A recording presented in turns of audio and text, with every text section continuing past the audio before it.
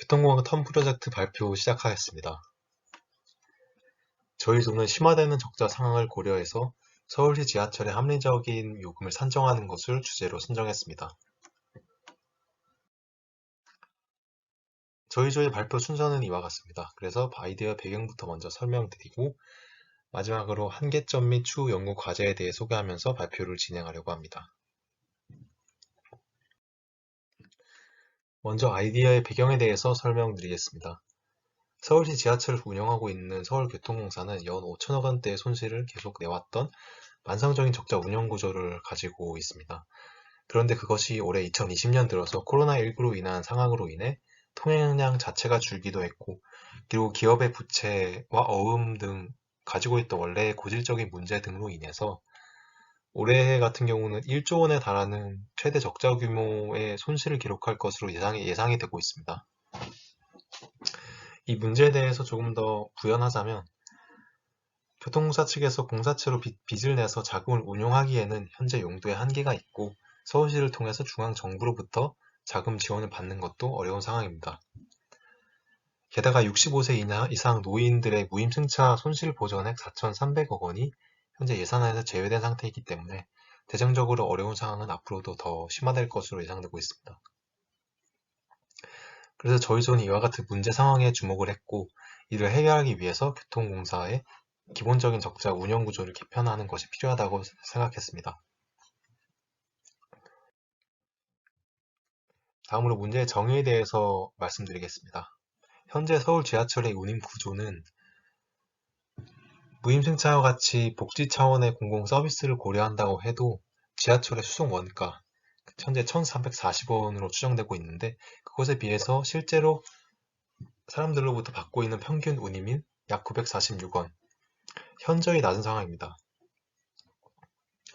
이렇게 기본적으로 적자가 날 수밖에 없는 이러한 근본적인 구조 자체가 서울 지하철의 재정난을 야기하고 있습니다. 그렇기 때문에 저희 조는 첨도시간, 혼잡도, 이동거리, 그리고 지하철 유지 비용 등을 고려해서 지하철의 합리적인 운임을 설정하는 방법을 생각해 봤습니다. 그렇게 함으로써 적자를 조금 더 줄일 수 있도록 또한 국가 또는 공기업이 적자를 컨트롤할 수 있도록 조금 더 개선된 요금 방안을 제시해 보고자 합니다. 다음으로 유사 사례와의 차별성에 대해서 말씀드리겠습니다. 현행 수도권 지하철 운임 같은 경우는 현재 10km 이내에서는 1250원의 기본 요금을 받고 있고 그것을 초과해서는 5km마다 100원이 올라가는 요금 체계를 가지고 있습니다. 하지만 이와 같은 방식의 한계점은 10km 이내에서는 모두 같은 요금을 받고 있기 때문에 거리를 제대로 반영하지 못하고 있다는 점과 10km 이후에는 거리를 반영하고 있지만 시간대에 따른 교통량을 반영하지 못하고 있다는 것입니다. 다른 교통수단의 운임과 비교해보자면 택시 같은 경우는 역시 거리에 비례해서 요금이 증가하는 운임 체계를 갖고 있지만 그 범위가 조금 더 촘촘하기 때문에 연속적인 요금을 띄는 형태입니다. 게다가 심야 시간에는 할증이 붙어서 시간대에 따라서 요금이 조금 달라지는 면도 가지고 있습니다. 버스는 지하철과 매우 유사하지만 역시 첫 차에서 오전 6시 반까지의 조조 할인이 존재한다는 점에서 시간대에 따라서 요금제가 조금 달라지는 측면이 있습니다. 다음으로 저희가 참고한 선행 연구에 대해서 간단히 소개하고 그리고 그 다음으로 그것을 좀 더 개선한 저희 방식에 대해서 설명드리겠습니다. 선행 연구를 요약하자면 해당 논문에 나온 배경 역시 서울 지하철 서비스의 요금 수준이 시간대 또는 운행 거리 등의 비용을 반영한다기보다는 아까 말씀드린 복지 차원의 측면 또는 물가 관리 정책의 일환으로서 요금을 결정해서 그 체계가 불합리하다는 점에서 시작했습니다. 그리고 해당 논문에서 제시하는 새로운 요금 체제의 기본 원리는 기본적으로 첨도시간, 비첨도시간의 요금을 다르게 한다는 것입니다. 1km당 1인당 자본 비용인 SRMC, 그러니까 단기 한계 비용을 계산을 하고 거기에 거리를 곱하여서 인당 요금을 계산하자는 방향입니다. 네, 그래서 SRMC 단기 한계 비용을 계산하는 과정을 간단히 설명드리자면 리니어 리그레션을 사용해서 첨도 시간과 이동 거리를 고려한 요금을 책정한다는 방식입니다. 네, 저희 역시 이러한 방식을 고려해서 저희의 방안을 생각해 봤고 이제 저희가 제시하는 해결 방법 및 실행 방안에 대해서 말씀드리겠습니다. 앞서 말씀드렸던 방법을 활용해서 통행 거리를 반영하려 합니다. 그 다음으로 역별로 달라지는 첨도 시간을 반영하기 위해서 2020년 서울교통공사의 1에서 8호선 그러니까 서울 지하철의 일별, 역별, 시간대별 승하차 인원 데이터를 활용했습니다. 그렇게 해서 시간대별 데이터들 6시에서 7시, 7시에서 8시 이런 식으로 진행이 됐고 그 다음에 서울역, 강남역 이와 같은 데이터로 구성이 되는데 이것을 머신러닝한 방법인 랜덤 포레스트 방법을 이용해서 데이터들을 그룹화하려고 합니다.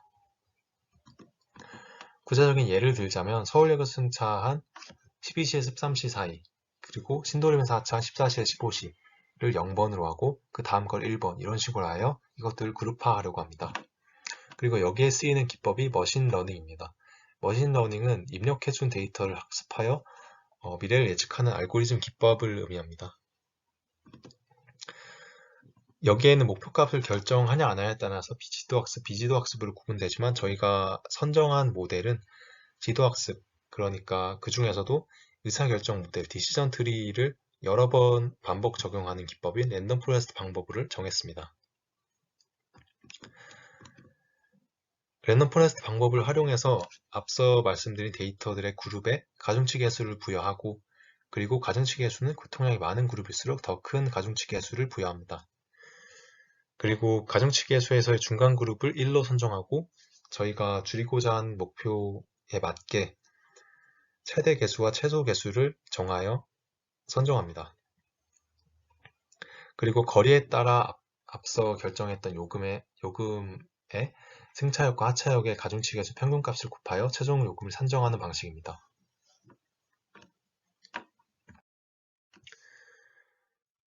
저희 방법에 대한 실행 가능성에 대해서 말씀드리겠습니다.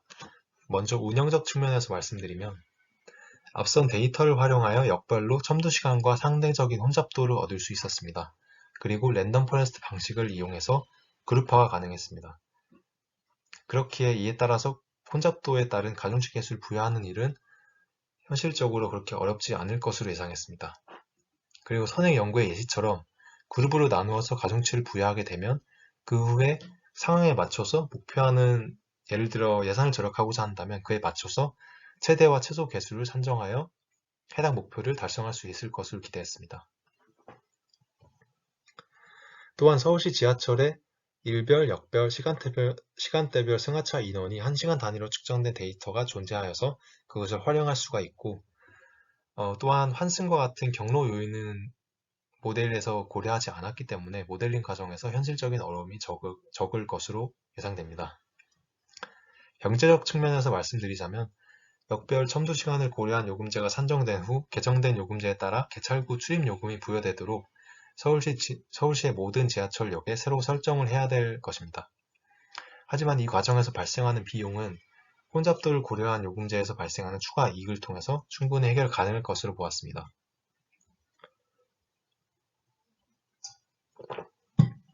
시민들의 측면에서 말씀드리자면 혼잡도에 따라서 기존 요금제보다 비싼 요금을 지불해야 하는 승객의 경우에는 불만을 가질 수 있을 것으로 생각했습니다.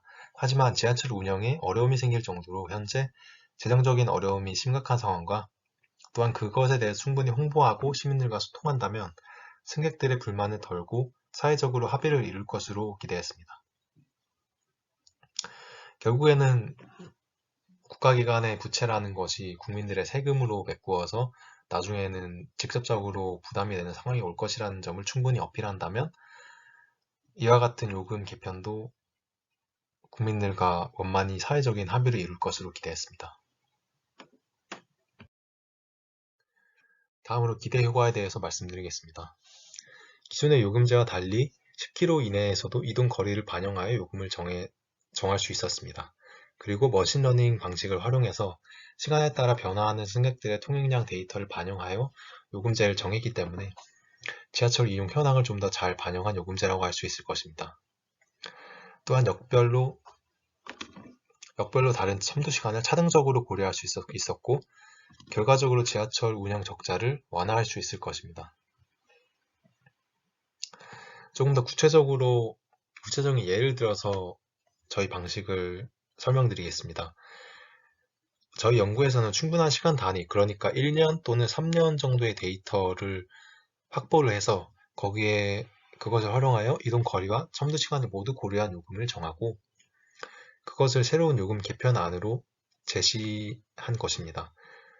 그러니까 예를 들어 강남과 서울대 입구역 같이 혼잡한 구간에서의 요금은 새롭게 개편된 요금 안에서 기존보다 인상될 것이고 또한 통행량이 많은 피크 시간에는 역시 조금 더 인상될 것으로 예상하고 있습니다. 예를 들어 기존의 요금 1350원에서 개편안을 적용했을 경우에는 평상시에 1400원 또 혼잡 시간과 같은 경우에는 그보다 요금이 조금 더 올라가는 1450원 이렇게 예상하고 있고요.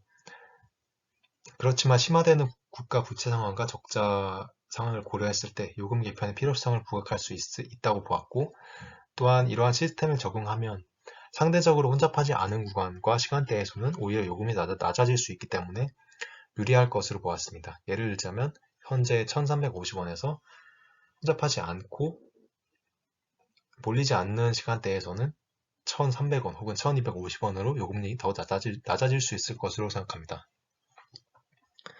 또한 혼잡 시간에 따른 차등 요금제를 적용하면 상대적으로 저렴한 시간대에 지하철을 이용하기 위해서 혼잡 시간의 이용 승객 중에 일부가 다른 시간대에 지하철을 이용할 것으로 기대했습니다.